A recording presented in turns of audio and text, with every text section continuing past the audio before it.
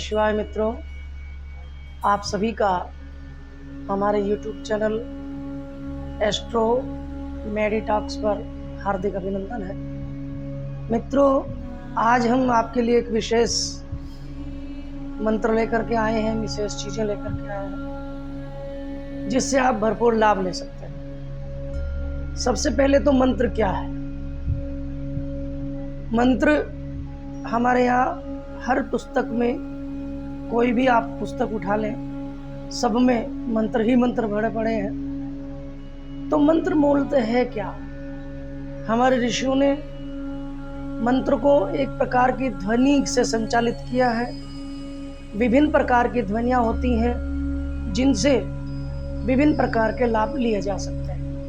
ऐसे ही मंत्र है, मंत्र में भी विभिन्न प्रकार की ध्वनियाँ हम निकालते हैं और ध्वनियों का प्रभाव है कि जो वायुमंडल में घुल मिल जाती हैं और ईथर के माध्यम से पूरे ब्रह्मांड का चक्कर लगा लेती हैं और फिर अपनी जो सहायक या उससे संबंधित जो तरंगे हैं वो सब मिलकर के एक प्रकाश पुंज बनाती हैं और वही एक प्रकाश पुंज सम्मिलित होकर के, इकट्ठा होकर के साधक के ऊपर प्रभाव डालता है। उसी से चमत्कार होता है। तो मंत्र मूलतः है क्या, हम इस विषय पर आज चर्चा करेंगे। मंत्र शब्दों का एक ऐसा गुच्छा है या शब्दों का एक तरह से, इस तरह से शब्दों को पिरोया गया है कि उससे निकलने वाली जो ध्वनि है वो हमारे ऊपर, इस ब्रह्मांड के ऊपर या जीव जंतुओं के ऊपर, पेड़ पौधों के ऊपर सब पर अपना प्रभाव जमाता है। जैसे सबसे पहले कोई भी जब हम मंत्र करते हैं तो उसमें ओम आता है। ओम क्या है? ओम के भी बड़े चमत्कारिक लाभ मैंने देखे हैं, आप भी देख सकते हैं, प्रयोग कर सकते हैं, लेकिन थोड़ा सा इसके उच्चारण को समझने का प्रयास करें। हम इसको कभी भी कर सकते हैं, दिन हो, रात हो, सुबह हो, शाम हो, कभी भी हम इसको कर सकते हैं। लेकिन सुबह का किया हुआ ज़्यादा प्रभावशाली होता है। प्रभावशाली क्यों होता है? कारण उसका ये है क्योंकि रात भर में जितना भी शोर होता है सब कुछ धीरे धीरे सब समाप्त हो जाएगा और प्रातःकाल होते होते जितनी भी दिन भर की आवागमन की ध्वनियाँ हैं वो सब शांत हो जाती हैं। किसी तरह का कोई शोरगुल उस समय नहीं होता और वातावरण में भी चारों ओर स्वच्छता हो जाती है, क्योंकि जो धूल गुब्बार उड़ता है दिन भर गाड़ियों के चलने से या अन्य चीज़ों से, वो सब धीरे धीरे समाप्त हो जाता है।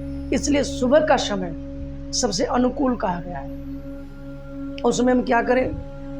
आप पूरब को मुंह करें, कमर की रीढ़ की जो हड्डी है हमारी वो बिल्कुल सीधी रहे और पालथी मार करके बैठ जाए या पद्मासन में बैठ जाए और ओम का उच्चारण करें। कैसे करें?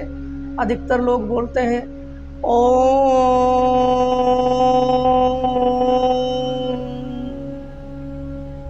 ये उच्चारण हम करते हैं। अधिकतर लोगों का यही उच्चारण होता है, लेकिन इसमें हमें करना क्या है? इसमें आप एक चीज को नोट कर लें। जब आप ओम का उच्चारण करने हैं तो ए, उ और म, तीन शब्दों से मिलकर के हमारा ओम है। तो जो पहला ओम का शब्द है, ओ का शब्द है वो, और जो मैं का शब्द है वो आपको दोनों को बराबर रखना पड़ेगा। सबसे बड़ी सावधानी इसमें यही है कि ओ और मैं, इन दोनों का जितना भी आप ध्वनि कर रहे हैं वो ध्वनि दोनों की आपकी बराबर होनी चाहिए। जिस दिन वो ध्वनि आपकी बराबर हो गई तो निश्चित मान के चलिए कि आपके पूरे शरीर के अंदर जितने भी हमारे चक्र हैं, जितने भी हमारे उपत्तिकाएं हैं, जितने भी नस हैं, जितने भी नाड़ियां हैं, वो सभी के सभी चेतन हो जाती हैं और आपको उसका लाभ मिलना शुरू हो जाता है। बस सावधानी यही है कि आपका जो उच्चारण है वो ये होना चाहिए। इसमें आप क्या करेंगे? इस उच्चारण के तहत आप महसूस करेंगे कि जब आप मैं वाला शब्द बोलेंगे वो आवाज़ आपके अंदर से झंझनाती हुई आएगी, आपकी नाभि से झंझनाती हुई आएगी और आपके अनाहत को भेदती हुई आपके आज्ञा चक्र से होती हुई सहस्रार में चले जाती है। तो ये आपको करने की थोड़ी सी प्रैक्टिस लगेगी, थोड़ा सा आपका समय लगेगा, और अगर आपने ये कर लिया तो फिर आपको किसी और मंत्र की आवश्यकता ही नहीं रह जाएगी। क्यों? क्योंकि ओम नाम सबसे बड़ा, इससे बड़ा न कोई, जो सुमरण करे ओम का शुद्ध आत्मा है। शुद्ध आत्मा से ये होता है कि तुलसीदास जी भी कहते हैं कि निर्मल मन जन सो मोहि पावा, मोहि कपट छल छिद्र न भाव। तो भगवान को पाने का सरल सा उपाय है शुद्धता, निर्मलता बहुत जरूरी है। तो ओम का अपने आप में परिपूर्ण होना ही बहुत बड़ी चीज है। ओम ही सबका सार है और ओम ही शब्द समाया है ओम के अंदर ही, और ओम में ही सब कुछ समा जाता है। सृष्टि का आरंभ भी यहीं से होता है और सृष्टि का निर्माण भी यहीं से होता है और सृष्टि इसी में लय हो जाती है। ऐसा हमारे ऋषि कहते हैं, ऐसा हमारे मनीषी कहते हैं, ऐसा हमारे धर्मग्रंथ कहते हैं। लेकिन शर्त यही है कि आप इसको बिल्कुल सावधानी से कमर सीधी करें, आंखें बंद करें और प्रभु का ध्यान करते हुए अब आप नाद को लगाएं। ये नाद है, एक तरह का नाद है। जब ये नाद बजता है, जब आप एक सर्कल पूरा करते हैं, तो निश्चित रूप से आपको ये बहुत भारी परिवर्तन आपके शरीर में देगा, आपकी बॉडी के अंदर देगा और उसी के साथ साथ आपके आसपास रहने वाले लोगों को भी देगा। तो आपके आसपास रहने वाले जो पेड़ पौधे हैं, पशु पक्षी हैं, ये उनको भी देगा। बस शर्त इसकी यही है कि दोनों शब्दों को आप समान रूप से बोलें। कैसे?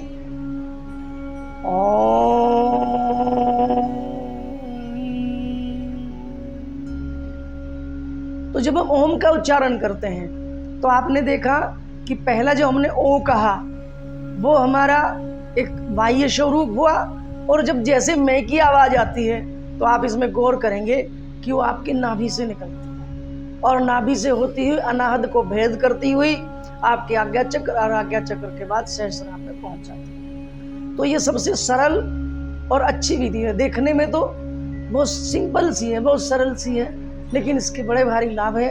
आप एक बार करके देखिए, निश्चित रूप से आपको इसमें लाभ मिलेगा। इससे आपका मन निर्मल होगा, शरीर में किसी तरह की कोई आदि व्याधि है वो भी समाप्त होगी, और प्रभु के प्रति जो एकाग्रता है आपकी वो बढ़ जाएगी। और हम योग इत्यादि में जब हम बैठते हैं या ध्यान में बैठते हैं तो आपकी बढ़ती हुई चले जाती है। ये तो हो गई ओम की बात। अब हम एक और चमत्कारिक मंत्र आपसे शेयर करते हैं, वो बताते हैं। वो मंत्र क्या है? आप जैसे बहुत ज़्यादा बीमार हो गए या घर में कोई भी बीमार हो जाता है तो वो बीमारी से छूट नहीं पाता। तरह तरह के हम उनके टेस्ट भी करा लेते हैं, डॉक्टर भी अपने हिसाब से दवाइयाँ देता है, लेकिन बीमारी फिर भी पीछा नहीं छोड़ती। तो उस बीमारी से हम कैसे निजात पाएं, उस बीमारी से हम कैसे बाहर निकलें, इसके लिए मैं आपको दुर्गा सप्तशती का एक मंत्र बताता हूँ। दुर्गा सप्तशती के बारे में मैंने आपको पहले भी बताया था कि दुर्गा सप्तशती रहस्यों से भरी हुई एक पुस्तक है, चमत्कारिक पुस्तक है, और इसके जितने भी मंत्र हैं 700 श्लोक मिलते हैं दुर्गा सप्तशती में, सब एक से बढ़कर एक काम करते हैं। तो उसमें क्या करना है? जो व्यक्ति पीड़ित है, बीमारी से पीड़ित है या अन्य किसी बीमारी से पीड़ित है, किसी भी तरह की बीमारी हो, वो सिर दर्द से लेकर के और कैंसर तक की कोई भी बीमारी हो, मैं ये तो दावा नहीं करता ये ठीक हो जाता है, पर निश्चित रूप से उसमें आकस्मिक लाभ, आपको चमत्कारिक लाभ उसमें प्राप्त जरूर होता है। करना क्या है? आप माँ दुर्गा जी का कोई भी फोटो ले लीजिए, फोटो नहीं है तो आप पूर्व को मुँह करें और धूप दीप जलाएं और बैठ जाएं। एक मंत्र आता है दुर्गा सप्तशती का, देहि सौभाग्यम आरोग्यम देहि, देहि में परम सुखम, रूपम देहि जयम देहि यशो देहि। ये एक ऐसा मंत्र है, इसको अगर आपने करना शुरू कर दिया, एक आप माला ले लें, 108 मंत्र आप इसका प्रतिदिन जपना शुरू कर दें, तो आप देखेंगे कि जो रोगी है उसको लाभ मिलना शुरू हो जाएगा। कैसे करना क्या है? जब आप यहाँ बैठे मंत्र शुरू करें तो उसके साथ आप जल के 2 पात्र रखें। तांबे का पात्र हो उसमें जल रख लें, दूसरा पात्र हो तांबे का ही या पीतल का, उसमें जल रख लें, और धूप दीप जला करके अपने इष्ट का ध्यान करते हुए, अपने गुरु का ध्यान करते हुए इस मंत्र का जाप करें। और ये मंत्र 108 बार जब पूरा हो जाए तो आप जो जल आपने 2 रखे थे, एक जल को सूर्य भगवान को अर्पित कर दें और दूसरे जल को उस रोगी को पिला दे जो रोग से पीड़ित है। जैसे ही आप उसको पिलाएंगे तैसे ही आप महसूस करेंगे उसका जो स्वास्थ्य है वो दिन प्रतिदिन अच्छा होता चला जाता है, दिन प्रतिदिन उसको लाभ मिलता हुआ चला जाता है। ये एक ऐसा चमत्कारिक मंत्र है, आप करके देखिए, लाभ 100 रूप से आपको इसका लाभ अवश्य मिलेगा। आप विश्वास करके देखिए, श्रद्धा के साथ, भाव के साथ करेंगे तो आप इसका लाभ जरूर उठा पाएंगे। अब अगला मंत्र, अब एक और मंत्र के बारे में बताता हूँ जो बहुत ही चमत्कारिक है और मैंने बहुत लोगों को ये कराया है और बहुत लोगों के लिए किया भी है। आप भी इसका लाभ ले सकते हैं। जैसे कोई कर्मचारी है और वो जॉब करता है, लेकिन जो उसका बॉस है, जो उसका अधिकारी है, उसको बार बार परेशान करता रहता है। उससे बचने के लिए, या घर में पति पत्नी है, आपस में एक दूसरे को छींटाकशी करते रहते हैं, उनसे बचने के लिए। तीसरा, मकान मालिक है, किराएदार है, आपस में उनकी नहीं बन रही है या बात बात पर जिनमें आपस में कुछ ना कुछ गड़बड़ होती चली जाती है, उन सब के लिए बड़ा भारी लाभ करता है। किसी भी तरह की बाधाएं आपके जीवन में आ जाए, किसी भी तरह का संकट आपके सामने उपस्थित हो जाए, तो आप इस मंत्र को करिए। ये भी दुर्गा सप्तशती का ही मंत्र है। सर्वबाधा विनिर्मुक्तो धन धान्य सुतान्वितो मनुष्येन मत प्रसादेन भविष्यति न संशयः। ये मंत्र है दुर्गा सप्तशती, आप उठा लेंगे तो उसमें ये आपको मिल जाएगा। ये मंत्र भी इतना चमत्कारिक है कि आपसी कलह से लेकर के, आपसी विवाद से लेकर के तुरंत इसका प्रभाव अच्छा हो जाता है। इसको करना क्या है, इसकी प्रक्रिया क्या है। आप सुबह उठे जल्दी, सूर्योदय से पूर्व स्नान ध्यान कर लें और एक घी का दीपक जलाएं, माता का चित्र सामने रखें, घी का दीपक जला दें, एक लोटा जल का रखें और धूप जलाएं। धूप का मतलब अगरबत्ती से नहीं है मेरा, धूमबत्ती से, कोई अच्छी गाय के घी की बनी हुई या गाय के गोबर से बनी हुई एक धूप ले लें और उस धूप को जला लें।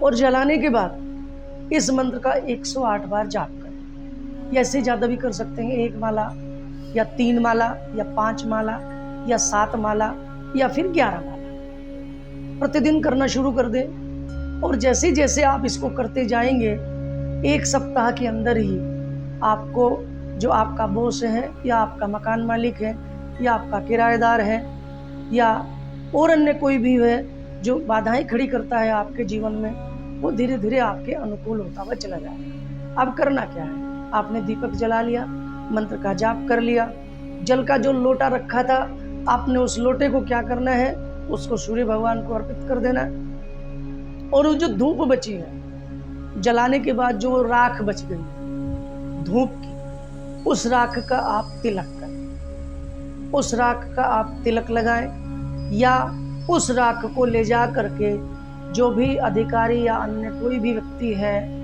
उसके आसपास जा कर के उसको बिखेर दें, या उसके कुर्सी के पास या उसके बैठने के स्थान पर या अन्य कहीं भी अगर आप उसको रख देंगे तो निश्चित रूप से वो आपके अनुकूल होता हुआ चला जाएगा। ये मेरा बहुत बार का आजमाया हुआ है, आप करके देखिए और आपको इसमें आनंद आएगा। धन्यवाद मित्रों, आप सभी से निवेदन है कि हमारे इस चैनल को लाइक करें, सब्सक्राइब करें, शेयर करें, और इसमें एक लिंक है नीचे, आप उसमें जाएं, PDF फाइल मिलेगी, तो उसमें आपको किसी भी तरह का कोई यंत्र चाहिए या कोई भी अन्य कोई चीज़ चाहिए तो आप वहाँ से आप ले सकते हैं। इसके अलावा कुछ और आपकी कोई समस्या हो, गंभीर से गंभीर, जिस पर आप समाधान चाहते हो, तो वो आप हमें लिख करके दें, कमेंट करें, तो निश्चित रूप से हम आपको उसके बारे में पूरी चर्चा करेंगे और आपको विस्तार पूर्वक उसके बारे में बता दिया जाएगा। धन्यवाद।